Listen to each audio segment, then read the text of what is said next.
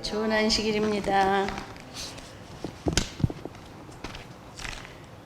이번 기회에서는 전체 총 제목을 세 가지 우주적 기별로 시작을 저희가 했는데요.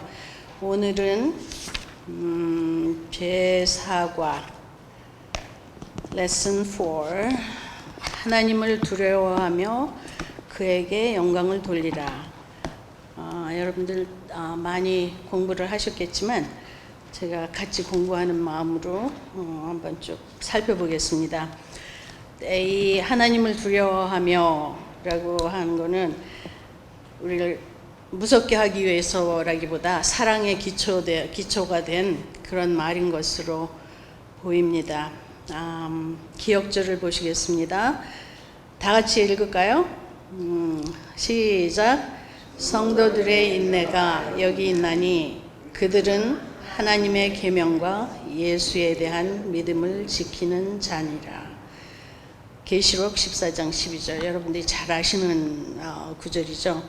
여기에서 딱 두 가지를 보자면 하나님의 계명과 예수에 대한 믿음을 지키는 자니라. 그것을 이제 우리가 염두에 두고 이번과 공부를 하겠습니다. 일요일 소지는 하나님을 두려워하며, 월요일 소지는 하나님을 경외하고 순종하기, 그다음에 화요일은 하나님 중심의 생활, 그다음에 수요일은 하나님께 영광을 돌리라, 목요일은 요한 계시록의 이기는 자들. 이 제목만 봐도 우리 결국에는 이긴다는 그 희망이 보이죠? 그래서 이번 과의 깨닫기를 보면 하나님을 두려워하는 것은 그를 참된 경배의 대상으로 선택하고 영광을 돌리는 것이다.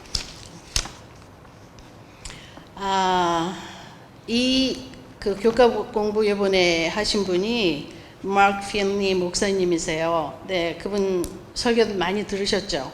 저도 참 좋아하는 목사님인데 이분이 이 세 가지 우주적 기별이라는 제목으로 이번에 내셨습니다. 이분이 그 전도 활동도 많이 하시고 그다음에 그 온라인 그런 것도 많이 하시고 하여간 설교지도 많이 나왔더라고요. 유튜브에 보니까.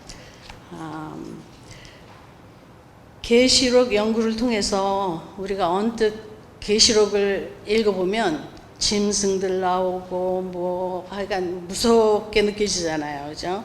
처음에는 저도 안 봤어요. 처음에 이렇게 보다가 너무 무서워서 그냥 덮어버렸던 적이 있었어요. 오래전 얘기지만. 근데 공부를 하다 보니까 무서운 것만 아니고 거기에서 그 해설이 따라지고 동물의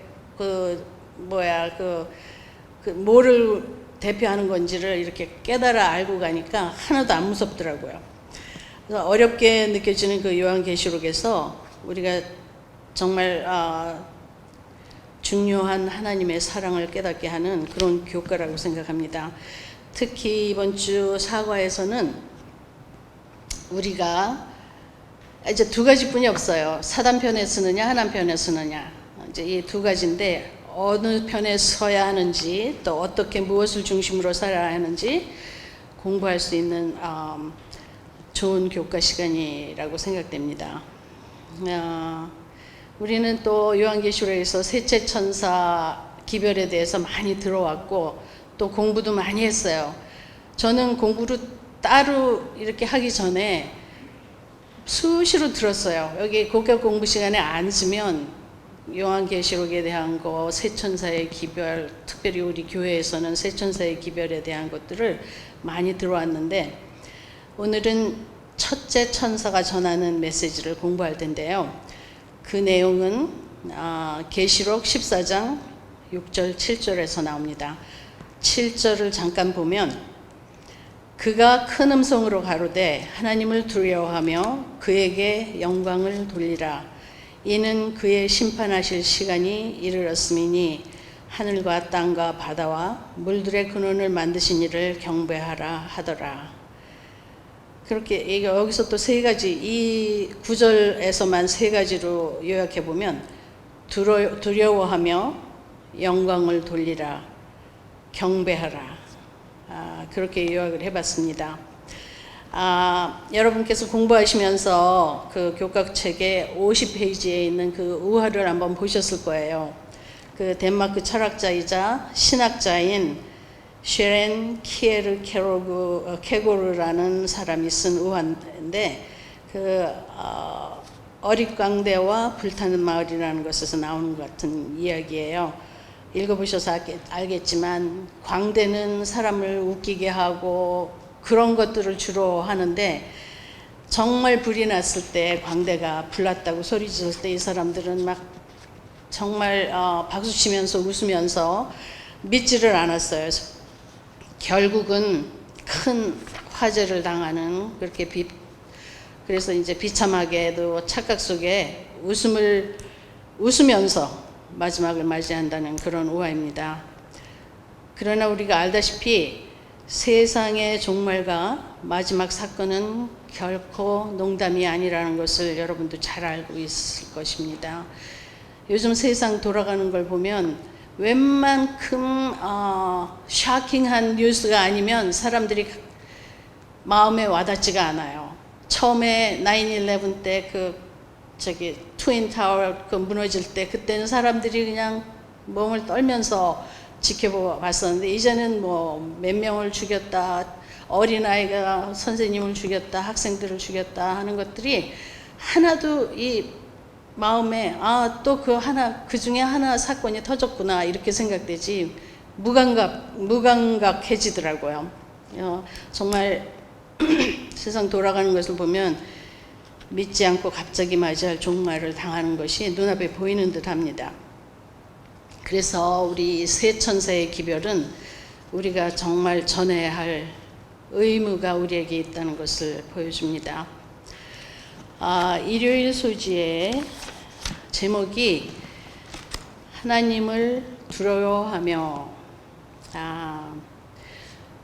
계시록의 주요 목적은 예수님의 임박한 재림을 준비하고 주님과 연합하고 또 말세의 기별을 전할 사람들을 준비시키는 것이라고 생각되고, 하나님의 계획을 보여주고 사탄의 계획을 폭로하는 것, 그렇게 요약해 봤습니다. 요한계시록 14장 7절 아까 잠깐 읽었는데, 첫째 천사의 메시지 중에 하나님을 두려워하며 라는 거는 여러분들이 공부하셔서 여기에도 나와 있지만, 헬라어로 두려움이라는 말은 포베오라고 합니다. 여러분들도 우리가 포비아 이런 거 잘 아시죠? 공포증으로 오는 거. 어떤 사람은 고소공포증, 물을 무서워하는 공포증, 여러 가지 그 포비아가 있더라고요. 그것도 아마 이런 포베오에서 나온 게 아닌, 그런 맥락에서 나온 게 아닌가 생각해 봅니다.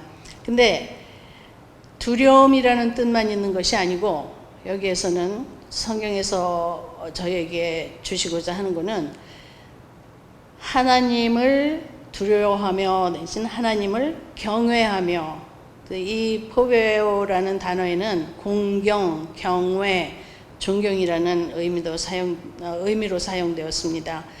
그리고 그래서 하나님께 절대적으로 충성하고 그분의 뜻에 완전히 순종하라는 그런 의미인 것 같습니다. 계시록 19장 5절에 그를 경외하는 너희들아, 거기에도 포베오로 쓰여졌고, 사도행전 10장 2절에도 여러분들이 잘 아는 그런 이야기인데, 가이사라의 고넬료 백부장이 이야기가 나옵니다. 거기에서도 하나님을 경외하며에서 포베오로 쓰여졌고, 제가 교과 공부를 하면서 유튜브를 이것저것 봤어요. 몇 개가 있더라고요. 그래서 여기 보는 중에 이상락 목사님께서 이렇게 요약하신 게 있었는데, 거기에 성경에 하나님을 두려워하라가 15회가 있고 여호와를 두려워하라가 7회, 하나님을 경외하라 가 28회, 여호와를 경외하라가 54회가 번역되었다고 합니다. 그래서 총 104회가 번역되었는데요. 이만큼 두려워하라는 성경의 중요한 문구들인 것 같습니다. 교훈은, 여기서 보는 교훈은 두려워하라는 말은 세 천사 중 첫째 천사가 한 말이고, 또 하나님을 경외하고 존중하여 자신의 생각이나 뜻보다 하나님을 마음의 중심에 둔다는 의미이고, 그러므로 우리는 주의 깊게 듣고 따라야 한다고 생각됩니다. 사단의 자기중심적인 태도와는 정반대되는 그런 태도로 예수님께서 보이신 하나님 중심적인 태도를 따라야 할 것이라고 쓰여졌습니다. 월요일 소지의 제목은 하나님을 경외하고 순종하기. 여기에서 신명기 6장 2절 잠깐 보겠습니다. 곧 너와 내 아들과 내 손자로 평생에 내 하나님 여호와를 경외하며 내가 너희에게 명한 그 모든 규례와 명령을 지키게 하기 위한 것이며 또 내 나를 장국케 하기 위한 것이라. 그래서 경외하고 지키고 그러면 앞날을 편안하게 해주신다는 그런 말씀이고요. 시편 119편 73편에도 또 주의 손이 나를 만들고 세우셨사오니 나로 깨닫게 하시고 깨닫게 하사 주의 계명을 배우게 하소서. 전도서 12장 13절 14절에는 일의 결국을 다 들었으니 하나님을 경외하고 그 명령을 지킬지어다. 이것이 사람의 본분이니라. 하나님은 모든 행위와 모든 은밀한 일을 선악간에 심판하시리라. 이런 성경들을 읽어보면 하나님께서 저희에게 꾸준히 이런 얘기를 해주신 것 같아요. 구약시대 때부터. 그리고 경고를 해주셔서 저희가 모른다고 심판때에 저희가 이런 사실들을 몰랐다고는 얘기 못할 것 같아요. 너무 많은 성경의 구절들이 많이 있습니다. 이외에도 시편 112편 1장, 신명기 5장 29절, 예레미야 44장 10절 이렇게 성경에서 보면 하나님을 두려워하는 것과 그분의 계명을 지킴으로써 순종하는 것, 이 둘은 항상 나란히 간다고 생각됩니다. 앞에도 보면 경외하라 지킬지어다 이렇게 항상 같이 나가는 것을 볼 수 있습니다. 요한계시록에서 마지막 때에 등장하는 하나님의 백성의 특징은 하나님을 두려워하고 그분의 계명을 지키는 자들이라고 했습니다. 이렇게 계시록 14장 12절 잘 아시는 것에 나와 있죠. 영감의 월요일 소지 영감의 글을 잠깐 읽자면 하나님을 경외함은 그분의 계명을 지키는 것임. 인류는 첫째 천사를 통하여 하나님을 두려워하며 그에게 영광을 돌리고 주님을 천지의 창조주로 경배하라는 명령을 받았다. 사람이 이 일을 하려면 하나님의 계명을 지켜야 한다. 현이는 하나님을 경외하고 그 명령을 지킬지어다. 이것이 사람의 본분이니라 고 말한다. 하나님의 계명을 지키지 아니하면 어떤 예배로도 하나님을 기쁘시게 하실 수 없다. 각 시대의 대쟁투 436페이지에 있는 것입니다. 그래서 결론은 하나님을 정말로 우리가 참으로 두려워한다면 우리는 경외할 수밖에 없고 또 순종할 수밖에 없다는 것을 알 수 있습니다. 제가 오늘은 좀 빨리빨리 나가는 편인데 화요일 소지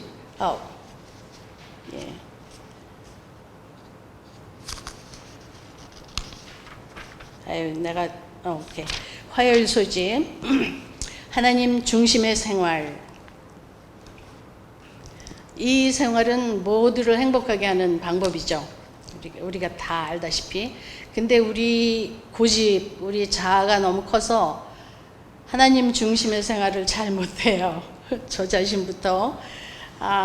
그래서 정말 많은 배움을 이번 과에서 또 배웠습니다.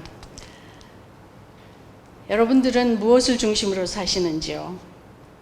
그런 거 한번 생각해 보셨어요? 물론 이번 교과 공부를 하시면서 많은 생각을 하셨겠지만 어떤 사람들은 돈을 선택하고 어떤 사람은 권력, 어떤 사람은 모든 에너지를 소비해서 쾌락이나 스포츠나 오락이나 이런 데 소비하고 또 광적인 음악 같은 그런 것들을 자기 삶 중심으로 삼고 있는 것을 저희가 많이 봅니다.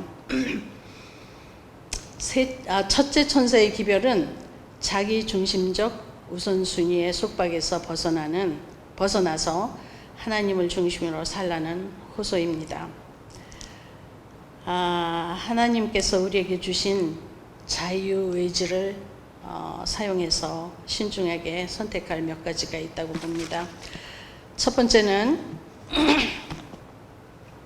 하나님을 우리 삶의 첫째 자리에 둔다. 이거는 마태복음 6장 33절에 너희는 먼저 그의 나라와 그의 의를 구하라. 그리하면 이 모든 것을 너희에게 더하시리라.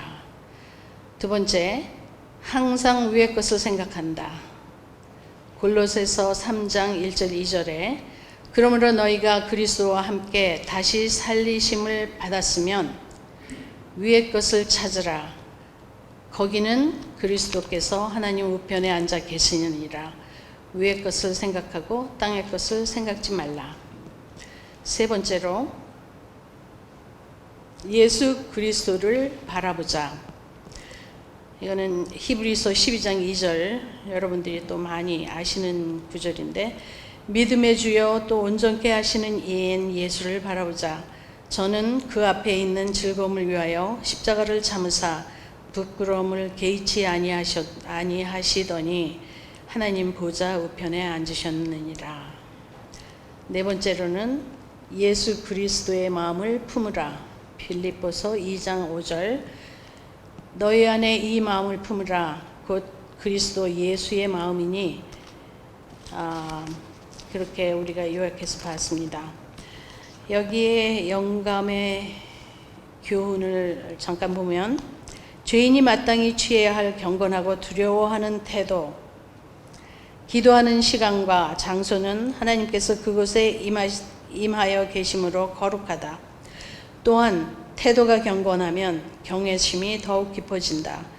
시편 기자는 여호와를 가리켜 그 이름이 거룩하고 지존하시도다 하였고 천사는 여호와의 이름을 부를 때 그 얼굴을 가린다고 되어 있습니다.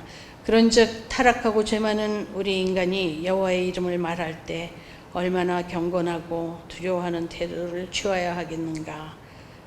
청년에게 보내는 기별에 이렇게 써 있습니다.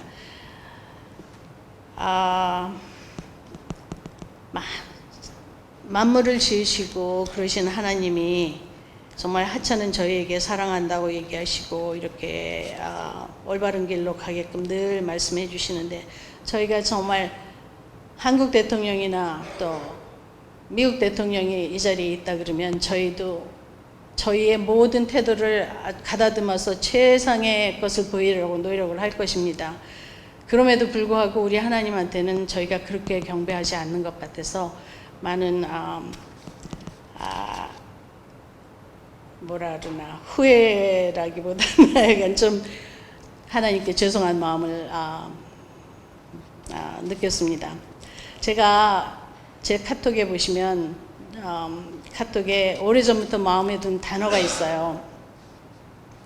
라틴어로 코람데오라는 말 많이 아시죠? 언젠가부터는 그게 제 마음에 딱 닿더라고요. 그래서 카톡에 올려놓으면서 내가 항상 하나님 앞에 있다고 생각을 하고 이 모든 것을 해야 되겠다 싶어서 그 뜻은 코람데오라는 뜻은 in the presence of God, 하나님 앞에서 이라는 뜻입니다. 우리가 하나님을 중심으로 사는 삶을 늘 선택하기로 했으면 좋겠습니다. 수요일 소지에 하나님께 영광을 돌리라. 네, 영광이라는 말을 좀 찾아봤더니 영예, 명예, 찬송, 존경 이런 것들로 쓰이긴 하더라고요. 첫째 천사의 기별에서 이 명령은 심판하고 관계가 되어 있게 사용이 되었더라고요. 즉 심판의 시간이 이르렀기 때문에 하나님께 영광을 돌리라는 그런 기별이었습니다. 사도 바울에 따르면 우리 몸은 하나님의 영이 거하시는 성소요. 우리 이런 말 많이 들었죠. 우리도 하나님의 임재로 거룩하게 된 성전이라고 했습니다. 우리의 삶이 모든 면에서 하나님을 영화롭게 하기 위해서는 식단, 의복, 오락, 또 다른 사람과의 관계, 그리고 모든 활동을 통해서 하나님께 영광을 돌리려고 해야 할 것입니다. 근데 이거를 저도 물론 얘기는 하지만 어떤 때는 내 마음대로 잘 안 되더라고요. 그래서 항상 예수님의 도움이 저에게 절실히 필요한 것이라고 생각됩니다.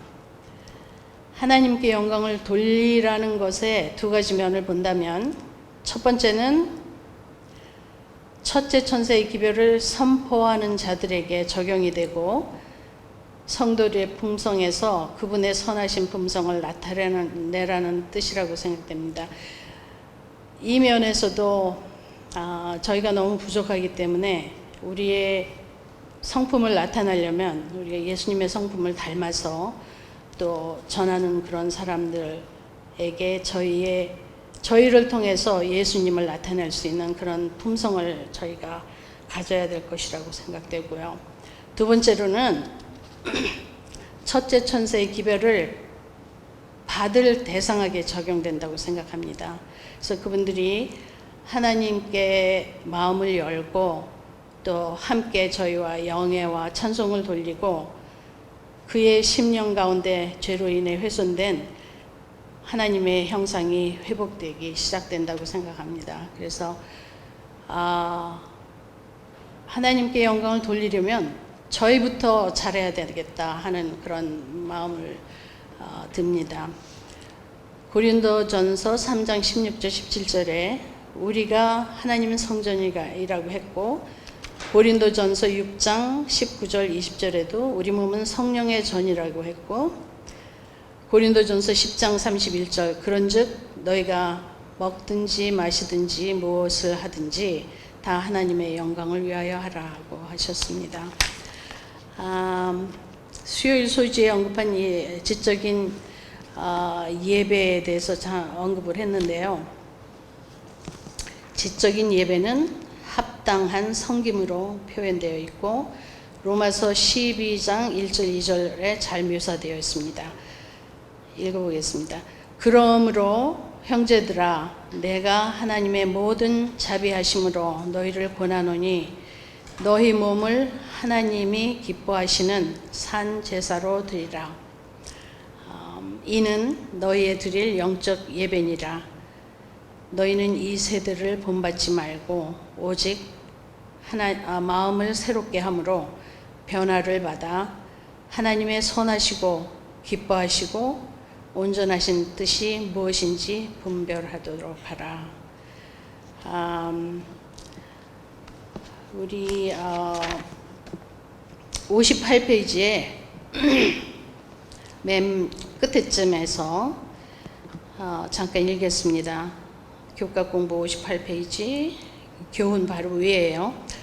모든 일에서 하나님을 두려워하고 그분께 영광을 돌리겠다고 전적인 헌신을 하면서 자신의 마음과 몸과 감정을 하나님께 드리는 것이 바로 지적인 예배의 행위라는 것이다. 그래서 여기에 그 지적인 예배 행위의 정의가 여기에 나와 있네요. 또한 하나님의 심판에 비추어 볼 때 순종의 주의를 기울이는 것은 매우 합당한 일이다. 영감의 교훈을 잠깐 읽자면, 하나님을 첫째로 삼는 아버지와 어머니들, 여호와를 경외하는 것이 지식의 근본임을 자녀들에게 가르치는 아버지와 어머니들은 질서가 잘 잡히고 잘 훈련된 가정, 하나님을 반역하는 대신에 그분을 사랑하고 순종하는 가정을 세상에 보여주므로 천사들과 사람들 앞에서 하나님께 영광을 돌리게 된다. 그리스도는 그들의 가정에서 낯선 사람이 아니고 그분의 이름은 존경과 영광을 받는 가정의 이름이 된다. 천사들은 하나님이 가장 높은 위치에 계신 가정을 기뻐하신다. 교회 증언 5권 424절의 장에 있는 말씀입니다. 이제 목요일 소재에서 요한계시록의 이기는 자들 이제 결론이 나오는데요.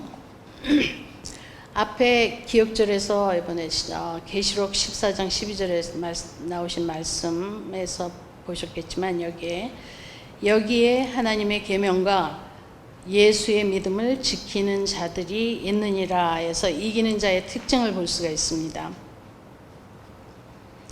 그리고 승리한 자의 상급 한 가지를 약속은 요한계시록 3장 21절에서 볼 수 있습니다. 위에서는 이기는 자들의 특징을 얘기했고, 이 계시록 3장 21절에서는 이기는 자에게 주는 그 상급이 언급되어 있어요. 그래서 이기는 그에게는 내가 내 보좌에 함께 앉게 하여 주기를, 내가 이기고 아버지 보좌에 함께 앉은 것과 같이 하리라. 그래서 보상은 꼭 이기는 자에게만 주어집니다. 계시록에서 성도들은 언제나 이기는 중이다. 이제 계시록 읽어보다 보면 항상 이기는 중이고, 7 재앙 기간에도 여전히 성도들은 이기는 중이에요. 싸우는 중이고. 예수님께서 이미 다 이기신 이 대쟁투에 저희를 초청해 주시는 게 얼마나 큰 영광인지, 또 얼마나 자비로운 초청인지 생각해 보았습니다. 영감의 교훈에서 페이지 61페이지입니다. 믿는 자에겐 모든 것이 가능함. 세상을 이김은 이것이니 곧 우리의 믿음이니라. 믿는 자에게는 모든 것이 가능하다. 우리가 원하는 것은 무엇이나 기도하고 그것을 받은 줄로 믿으면 우리는 받게 될 것이다. 이 믿음은 칠흑 같은 구름을 뚫고 의기소침하여 시르에 빠진 영혼에게 빛과 소망을 준다. 당혹함과 근심스러운 두려운 악한 생각 등은 이러한 믿음과 신뢰가 없기 때문에 생긴다. 하나님께서는 그들이 온전히 신뢰할 때에 그 백성들을 위하여 큰 일을 하실 것이다. 교회 증언 2권 140페이지에 있는 말씀입니다. 그래서 전체적으로 요약해 보면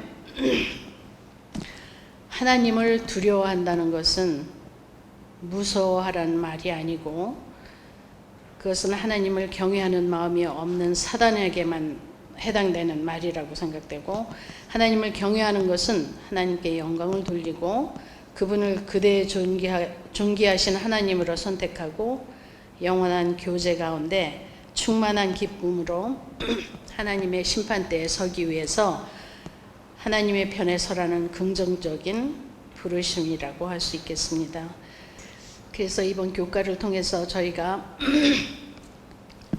하나님을 두려워하기보다는 경외하는 마음으로 또 우리 주님께 영광 돌리고 저희 삶도 그렇게 해서 풍요해지고, 또 저희가 하나님께 모든 것을 다 맡김으로써 그분께서 제시하는 그 저희가 어떻게 가야 하고 어떻게 행동해야 하고 그런 길들을 볼 수 있게 우리가 항상 기도하는 마음으로 살았으면 좋겠습니다.